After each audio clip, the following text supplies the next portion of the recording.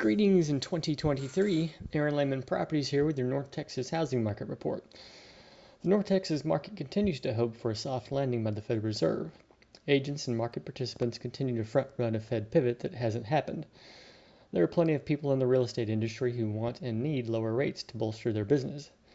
Many of these same people are agents and levered speculators who feasted on the trillions in stimulus that drove the markets to their bubble highs. Fortunately, cooler heads are currently driving policy. Normalization in the housing market continues to trim some of the froth from the housing sector. NTRS data shows that Denton County home sales were down 24% year over year in December. Pending home sales, or contracts, slid 20% from a year ago. Contract activity in Denton County peaked out in May of 2022 with the FOMO bubble. It has been nosediving for the last 7 months. The reality is that Denton County home sales were probably 30 to 35% lower in December. The press releases and headline estimates still aren't factoring in what happened with listed inventory during the pandemic. There were a lot of new home sales which were sold but never listed or captured in the MLS stats during the pandemic boom. New construction listings didn't really return until the second quarter of 2022. It's reasonable to assume that official home sales estimates will remain on the high side for at least another quarter. Median percent of list in Denton County saw its 8th consecutive month of declines in December, falling to 94.7%. Denton County home sellers received an average percent of list of 93.3% last month.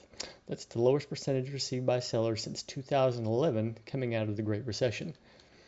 With mortgage interest rates over 6% and home prices continue to soften in the second half of the year in North Texas, home sellers received a friendly reminder that buyers buy payments, not just the nominal prices. Liquidity giveth, and liquidity can also taketh away. It's not like the Fed didn't warn housing industry participants what was coming. The Powell Fed made it pretty clear that they were trying to orchestrate a housing market reset in 2022, and that's exactly what they did. They've been pretty successful in this regard. There's still work to be done, however, with investors and speculators still active in the market. This is part of the reason the Fed is still reluctant to pause the rate hikes. They know inflation is still a problem. They also know there are embedded wage price implications of easing monetary policy too soon. The employment sector is all throwing off some mixed signals, and the labor market remains fairly tight. Available home inventory moved lower in December with a lot of year-end discounting.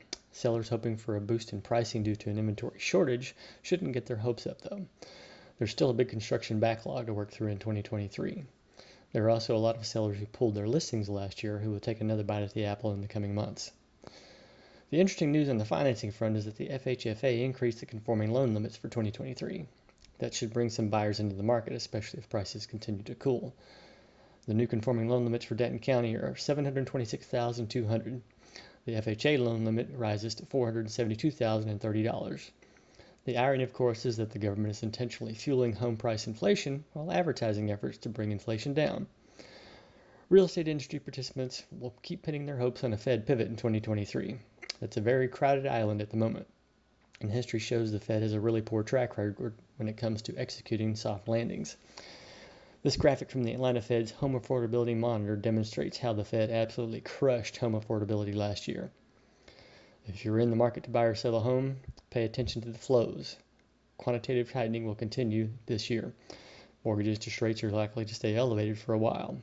The pause in Fed rate hikes that many participants are expecting later this year does not mean rate cuts.